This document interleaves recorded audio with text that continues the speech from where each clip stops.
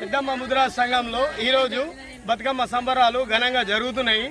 ఇప్పుడు బతుకమ్మ సంబరాలు జరిగేటప్పుడు ఇక్కడ ఉన్నటువంటి ప్రజలకు కానీ ఆడపడుచులకు కానీ చాలా ఇబ్బందికరంగా ఉన్నది. మరియు ఇక్కడ లైట్లు లేవు, వాళ్ళకి రోడ్డు సౌకర్యాలు లేవు. ఇప్పుడు మనం ఇక్కడ బతుకమ్మ సంబరాల దగ్గరకు వచ్చాము. వీళ్ళ పరిస్థితులు ఏంది, వీళ్ళ ప్రాబ్లం ఏంది అనేది మనం ఒక 2 నిమిషాలు తెలుసుకున్నాం. చెప్పండమ్మా, ఇప్పుడు మీకు సౌకర్యాలు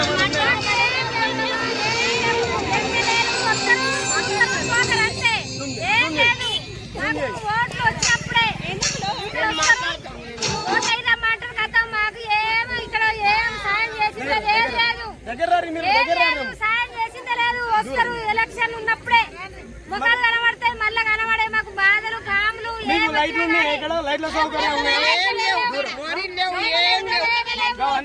ఇప్పుడు ఇక్కడ మీకు మొరం సౌలది అని వర్షం పడుతున్నాడు అని అంటే ఎలక్షన్ టైంలో మీకు హామీలు ఇచ్చారు కదా ప్రతి ఒక్కరు వచ్చి. మరి మొన్న మీకు రాకేష్ రెడ్డి సార్ కూడా సంఘం కట్టిస్తున్నాము, మీకు అడ్జేస్తున్నాము. ఇంత ముందుకు ఉన్నటువంటి మాజీ ఎమ్మెల్యే గారు కూడా మీకు సంఘాన్ని కట్టి కూడా ఇన్ని రోజుల నుంచి మీరేం చేస్తున్నారమ్మా?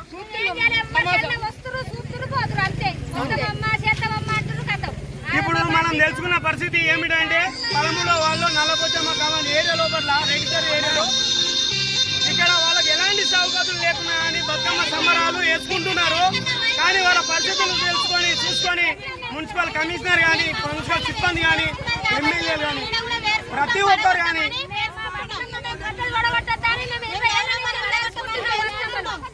అలా పరిస్థితులు అనేది చూస్తున్నారు, వాళ్ళ బాధలు అనేది చూస్తున్నారు. కాబట్టి ఖచ్చితంగా మున్సిపల్ కమిషనర్ గారు కానీ, మాజీ ఎమ్మెల్యేలు కానీ, ఎమ్మెల్యే కానీ, మన ఆర్మూర్ ఇన్ఛార్జి పోలీసు వినయ్ రెడ్డి అన్నగారు కానీ వచ్చి వీళ్ళ పరిస్థితులు అనేది మీరు గమనించాల్సిందిగా మేము వేస్తున్నాము.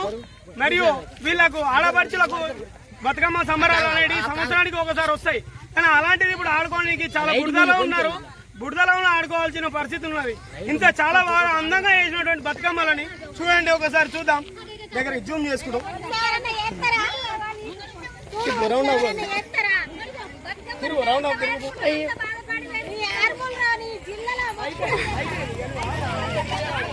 ఎప్పటికప్పుడు వార్తలను వీక్షించేందుకు Q9 న్యూస్ ని సబ్స్క్రైబ్ చేసుకోండి, లైక్ చేయండి, షేర్ చేయండి.